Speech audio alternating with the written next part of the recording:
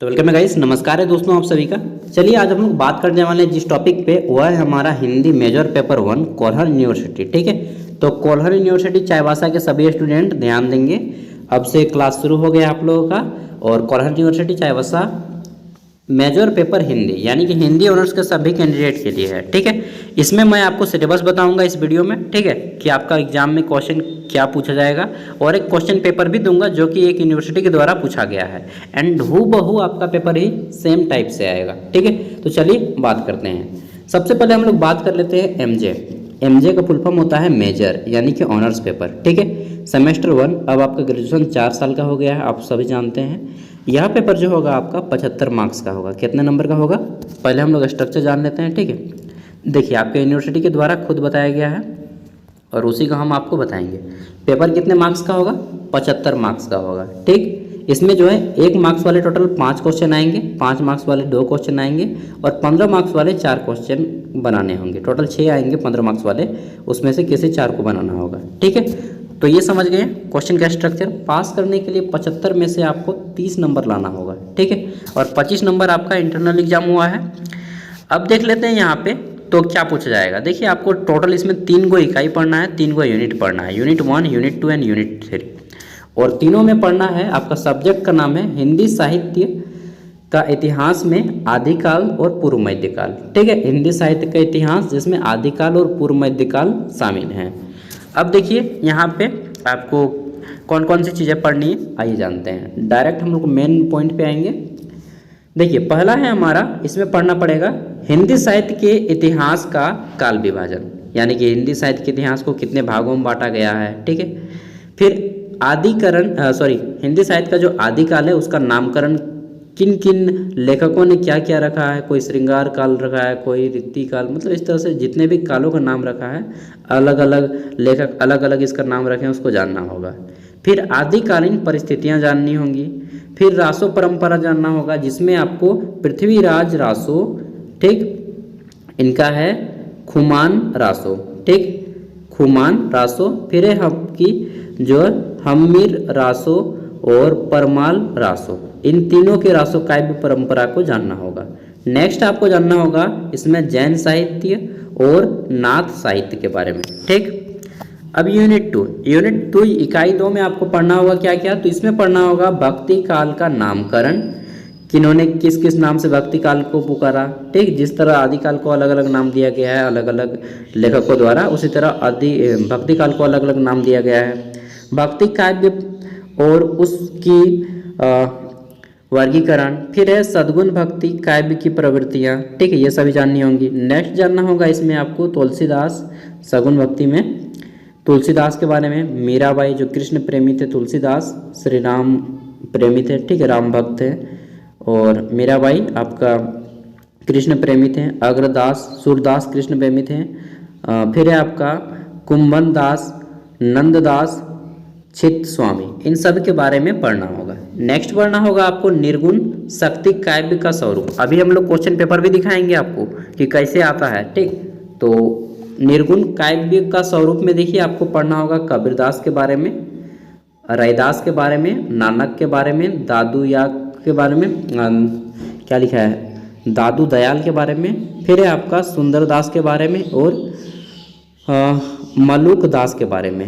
घ नंबर में पढ़ना होगा निर्गुण भक्ति काव्य की भाषा का स्वरूप में आपको पढ़ना होगा, और अंग नंबर पढ़ना होगा प्रेमाख्यान काव्य की प्रवृत्तियाँ। तो इस तरह से टोटल आपके हो जाते हैं 2 का यूनिट कंप्लीट। तीसरा यूनिट में पढ़ना क्या क्या होगा, तो इसमें पढ़ना होगा आपको तुलसीदास विनय पत्रिका के बारे में 1 से 5 पद तक, सूरदास भक्ति के 1 से 5 पद तक, मीराबाई, ठीक, विश्वनाथ त्रिपाठी कबीर गुरु के अंग, ठीक, और ज्ञान विरह के बारे में पढ़ना होगा। मलिक मोहम्मद जायसी जी की, यहाँ पे शॉर्ट में जायसी लिखा है केवल, पद्म 1 to 5 पढ़ना है पद। ठीक है, अब देखिए यहाँ पे कुछ आपके सहायक पुस्तकें दिए हैं जो कि इन पुस्तकों से पढ़ने से आपका कवर होगा, बट इतने पुस्तक पढ़ने का भी आपके पास टाइम नहीं है। ठीक है, अब आपके पास जो गेस्ट पेपर है उससे पढ़ लीजिए, नहीं तो इम्पोर्टेंट क्वेश्चन यहाँ से जितने भी बनते हैं सभी टॉपिक को एक एक करके सर्च करिए नेट पे और उसको पढ़ लीजिए। ठीक है,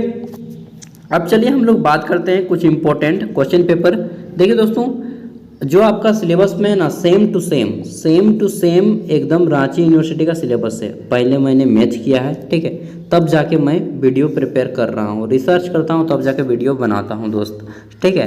तो रांची यूनिवर्सिटी का सेम टू सेम सिलेबस है, मैंने मैच किया, सब कुछ मैच कर गया। अब मैं दिखा रहा हूँ रांची यूनिवर्सिटी में क्वेश्चन जो कि सेम टू सेम पूछा गया है। देख लीजिए, 75 मार्क्स का है, टाइम 3 आवर का है, ठीक। और यहाँ पे है देखिए 1 मार्क्स वाले 5 क्वेश्चन इसी टाइप से आएंगे, 5 मार्क्स वाले 2 क्वेश्चन आएंगे फिर, और 15 मार्क्स वाले 4 क्वेश्चन आएंगे। सेम टू सेम है सब कुछ, क्वेश्चन भी लगभग बहुत सारे मैच करेंगे, आपके एग्जाम में भिड़ जाएंगे, ठीक है। तो अपने जितने भी दोस्त हैं उन सबको बता देना है।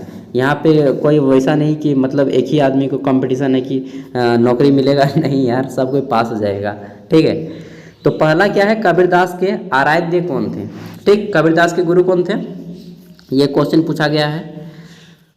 1 मिनट रुकिएगा यार। चलिए देखिए, सावन महीना का दिन है, खेत उत का काम होता है ना, तो थोड़ा पानी नहीं आ जाता है तो डिस्टर्ब होता है, बट कोई नहीं, ज़रूरी है। और आप लोग भी खेत उत का काम करने में कतराइएगा नहीं कि नहीं यार हम पढ़ लिख लिए, तो नहीं दोस्त, सबको काम करना पड़ेगा दोस्त, ठीक है। जय जवान जय किसान नारा सुने हैं ना। तो क्वेश्चन क्या था कि कबीरदास के आराध्य कौन थे, तो यहाँ का इसका राइट आंसर हो जाएगा निर्गुण निराकार राम, ठीक है। निर्गुण निराकार राम, निर्गुण निराकार आप लोग लिख लीजिएगा, ठीक है, मैं बता दे रहा हूँ, निर्गुण निराकार राम। आगे देखते हैं नेक्स्ट क्वेश्चन। अगर पूछा जाए, पूछा गया क्वेश्चन ये सभी तो आपकी एग्जाम के पॉइंट ऑफ व्यू से बहुत इंपॉर्टेंट हो जाते हैं। ख नंबर है, हिंदी साहित्य के इतिहास को मुख्यतः कितने भागों में बांटा गया है, तो हिंदी साहित्य के इतिहास को मुख्यतः दोस्तों 4 भागों में बांटा गया है। कितने भागों में, 4 भागों में। नोट कर लीजिएगा दोस्त, आप लोग को पूछ दिया जाता है एग्जाम में, और एग्जाम के साथ साथ घर में भी मान लीजिए कोई लड़की है, उसको देखने आ गया है लड़का लोग, ठीक, जनरली आता है। और जो थोड़ा बहुत पूछेगा कि कहाँ तक पढ़ी है बेटी, हाँ हिंदी की है ऑनर्स, अच्छा बताओ तो हिंदी साहित्य का इतिहास कितने भागों में बांटा गया है, तो ऐसे में शर्मा जाएंगे आप लोग। तो विशेष रूप से लड़कियों को ध्यान रखना है, पढ़ना है, ठीक। आदिकाल, ठीक, पहला है क्या, आदिकाल, नोट कर लीजिएगा। दूसरा है भक्ति काल, तीसरा है रीतिकाल, और चौथा है आपका आधुनिक काल, ठीक है। ये 4 भागों में हिंदी साहित्य के इतिहास को बांटा गया है। हिंदी साहित्य का पिता भारतेंदु हरिश्चंद्र को कहा जाता है, इसको भी नोट कर लीजिएगा, ठीक है मेरे दोस्तों। अगला क्वेश्चन है, अमीर खुसरो का वास्तविक नाम क्या है। अमीर खुसरो जी, इसको तूतीय हिंद के नाम से जाना जाता है। अगर पूछ ले कि तूतीय हिंद किसे कहा जाता है, अमीर खुसरो को, ठीक है। और अमीर खुसरो का वास्तविक नाम क्या था, तो नाम तो बहुत बड़ा है, वैसे मैं बता रहा हूँ, ठीक है। अबुल हसन केवल लिख दीजिएगा, राइट आंसर हो जाएगा अबुल हसन, ठीक, हसन। और इनका पूरा नाम है अबुल हसन यामुद्दीन मोहम्मद, ठीक, 4 वर्ड का नाम है। आप लोग बस अबुल हसन लिख दीजिएगा, राइट आंसर हो जाएगा। फिर भी अबुल हसन यामुद्दीन मोहम्मद लिखना चाहे तो लिख सकते हैं। जो लोग इस्लाम से होंगे उनको लिखने में कोई दिक्कत नहीं होगी, ठीक है। आगे देखते हैं, तो यहाँ पे हमारा घ नंबर है, विद्यापति का संबंध किस काल से है। तो विद्यापति दोस्तों आदिकाल के बहुत फेमस कवि थे, आदिकाल, ठीक है, आदिकाल। और ये मैथिली भाषा के प्रमुख रूप से रचनाकार थे, ठीक है। तो आदिकाल याद कीजिएगा, विद्यापति। इसी तरह से पूछ सकते हैं कि सूरदास किस काल के कवि थे, तुलसीदास किस काल के कवि थे, कोई भी क्वेश्चन आ सकता है। आप लोग ऑब्जेक्टिव में समझ गए बात को। अंग नंबर है, सूरदास के गुरु कौन थे, ठीक है। सूरदास के गुरु कौन थे, तो देखिए सूरदास के गुरु में लिखिएगा श्री वल्लभाचार्य, श्री वल्लभाचार्य, ठीक, वल्लभाचार्य आप लोग लिख लीजिएगा, मैं केवल बता दे रहा हूँ, चार्य, श्री वल्लभाचार्य, ठीक, सूरदास के गुरु थे। ये 5 क्वेश्चन इस टाइप से आपके एग्जाम में आएंगे। अब बोलिएगा क्या यही क्वेश्चन आएगा, नहीं दोस्त, यही क्वेश्चन नहीं आएगा, अरे बाबा इसी टाइप से आएंगे। हाँ, किस्मत अच्छा रहा तो बहुत सारे क्वेश्चन भिड़ेंगे, 2-3 क्वेश्चन तो जरूरी भिड़ेंगे, बट किस्मत अच्छा रहा तो बहुत ज़्यादा क्वेश्चन भिड़ जाएंगे एग्जाम में, ठीक है।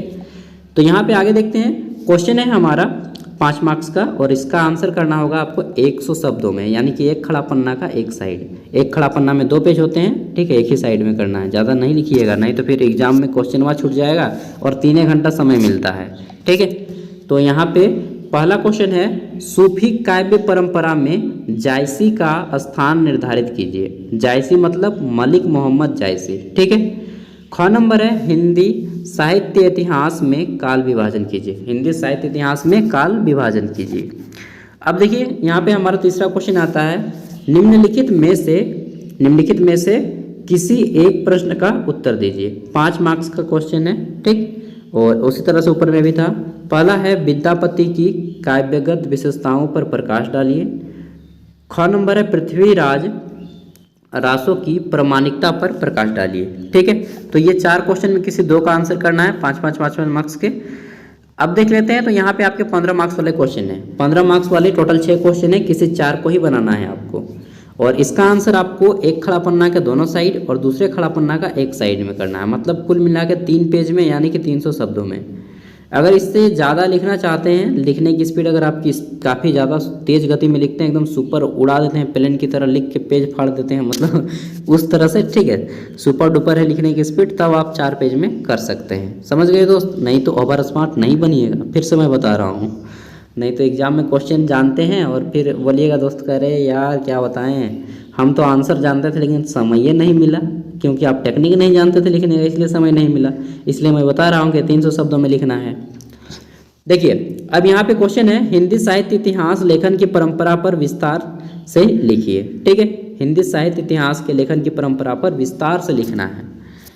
आगे देखते हैं, तो यहाँ पे ख नंबर है हिंदी साहित्य आदिकाल का नामकरण और काल सीमा की मीमांसा कीजिए, ठीक है। ख नंबर हो गया। ग नंबर है यहाँ पे क्वेश्चन है कि भक्ति काव्य की प्रवृत्तियों पर विस्तार से प्रकाश डालिए, ठीक है। घ नंबर है संत काव्य परंपरा को विस्तार से लिखिए। अंग नंबर है सूरदास के व्यक्तित्व एवं कृतित्व पर विस्तार से लिखिए। च नंबर है आदिकालीन प्रमुख काव्यों को विस्तार से लिखिए। तो इसी तरह से क्वेश्चन आपके भी एग्जाम में आएंगे। ये टोटल क्वेश्चन कंप्लीट हो जाते हैं। यहाँ पे टोटल 6 क्वेश्चन है।